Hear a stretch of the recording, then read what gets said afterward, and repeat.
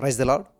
యేసుక్రీస్తు నామములో మీ అందరికీ శుభములు తెలియజేస్తూ ఒక సత్యాన్ని మీకు తెలియజేయాలని చెప్పి ఆశపడుతున్నాను. చాలా జాగ్రత్తగా వినాలి. చాలామంది ఏం చేస్తారంటే సమస్యలను వెతుకుతూ ఉంటుంటారు. సమస్యలు మేము దేవునిలో బలపడుతున్నాము, దేవుని కొరకు జీవిస్తున్నాం, అయినా సరే సమస్యలు వచ్చి పడిపోతున్నాయి. వస్తే రా, నీకు ఎందుకు పట్టించుకుంటున్నావు? బస్సుకి ఫ్రంట్ మిర్రర్ పెద్దది ఉంటుంది, వెనకాల ఏమొస్తున్నాయి చూడటానికి పక్కన ఒక చిన్న మిర్రర్ ఉంటుంది. అర్థమవుతుందా? గతాన్ని చూసుకోవడానికి చిన్న అర్థం ఉంటుంది, నీ భవిష్యత్తు, నీ ఫ్యూచరు, నీ ముందేముందో దాన్ని చూడటానికి పెద్ద అర్థం ఉంటుంది. ఓకే, అలాగే నీ చుట్టూ సమస్యలు ఉన్నాయి, నీ చుట్టూ ఉన్న వారు ఇలాగ అంటున్నారో అలా అంటున్నారో, వాళ్ళు ఇలాగా వీళ్ళలాగా నువ్వు చెప్పి బాధపడుతున్నావు. ఓకే, మరి బాధపడకుండా ఉండాలంటే ఏం చేయాలి? పట్టించుకోవద్దు. ఎలా పట్టించుకోకుండా ఉండాలి? ఫర్ ఎగ్జాంపుల్, మీ దగ్గర ఒక భూతార్థమే ఉన్నదనుకోండి. భూతార్థం, ఈ భూతార్థాన్ని పెట్టి నువ్వు ఇలా చూడు, వామ్మో ఇదంతా ఎంత డస్ట్ కనిపిస్తుందో, ఎన్ని క్రిములు కనిపిస్తాయో. నీ అరిచేతిలోనే భూతార్థం పెట్టి చూడు, నీ అరిచేతి మీద ఎంత దుమ్ము ఉంటుందో, ఎంత డస్ట్ ఉంటుందో. కానీ మనం అవేం పట్టించుకోవట్లేదు, ఎందుకనంటే మనకు కనిపించట్లేదు అవి. నువ్వు ఎప్పుడైతే భూతార్థం పెట్టావో ఇవన్నీ చూసి వామ్మో ఇంక భోజనం చేయలేను, కూర్చోలేవు, నడవలేవు. ఎందుకంటే చుట్టూ అంతా దుమ్ము ఉంటుంది, ధూళి ఉంటుంది, క్రిములు ఉంటాయి, ఈ గాలిలో అనేకం ఉంటాయి. నువ్వు భూతార్థం పెడతావు అవన్నీ కనిపిస్తాయి. అంతే, వామ్మో ఇది దుమ్ము, ఇది చెత్త, ఇది అంతే. ఇంకెటు కదలేవు, గాలి పీల్చుకోలేవు. కనీసం అమ్మో ఇంత గాలి ఎలా పీల్చుకుంటాం, ఇంత చెడ్డ గాలి ఎలా పీల్చుకుంటాం, ఇంత దుమ్ము ధూళున్న గాలి ఎలా పీల్చుకుంటాం, ఇటువంటి ఆహారం ఎలా తింటాం? డీప్ ఏం చేస్తున్నావు? నువ్వు భూతార్థం పెట్టి చూస్తున్నావు కాబట్టి ఏది చేయలేవు. కానీ నీకు ఏ భూతార్థం లేదు, నీకు మామూలుగా చూస్తున్నావు, మామూలు కళ్ళతోటి. కాబట్టి పెద్దగా నువ్వేం పట్టించుకోవాలి. బోల్డ్ దుమ్ము పీల్ చేసుకుంటున్నప్పుడు ఈ దుమ్ములు బోల్డ్ కణాలు వెళ్ళిపోతున్నాయి. ఊపిరితిత్తులాట్లు చేయవలసిన పని అవి చేసుకుంటాయి.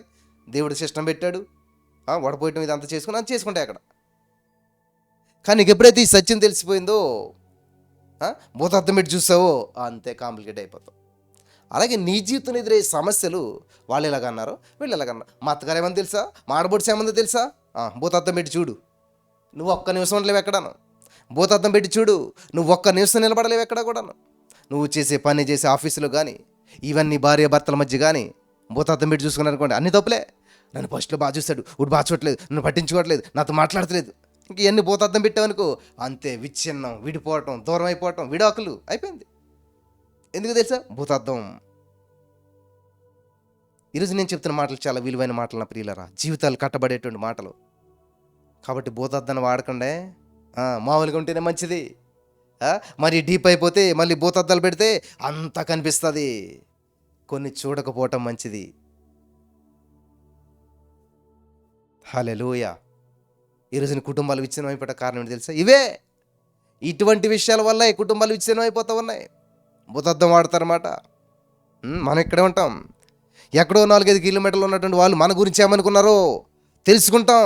బాధ అంటే ఏం చేస్తావు? భూతార్థం పెట్టు, నన్ను అలా అంటారా, నా గురించి ఎలాగంటారా, ఇదా అదా, అంతే అన్నీ చేసుకుంటూ ఉంటుంటాం.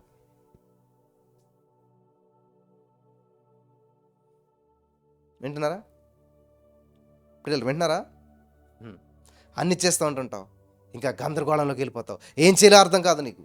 దయచేసి భూతార్థాలు పెట్టి చూడకండి. ప్రతి చిన్న విషయాన్ని ఫోకస్ చేయకండి. ప్రతి చిన్న విషయాన్ని భూతార్థంలో పెట్టి చూసి కాంప్లికేట్ చేసుకోకండి. పౌలు గారు చెప్తారు అనమాట, ఆనందించండి, ఎల్లప్పుడూ ఆనందించు.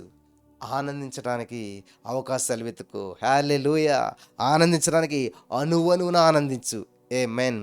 అటువంటి భాగ్యం ఈ వాక్యం ఇచ్చిన వారందరికీ పరిశుద్ధాత్మ దేవుడు అనుగ్రహించి నడిపించి బలపరచును గాక. ఆమేన్.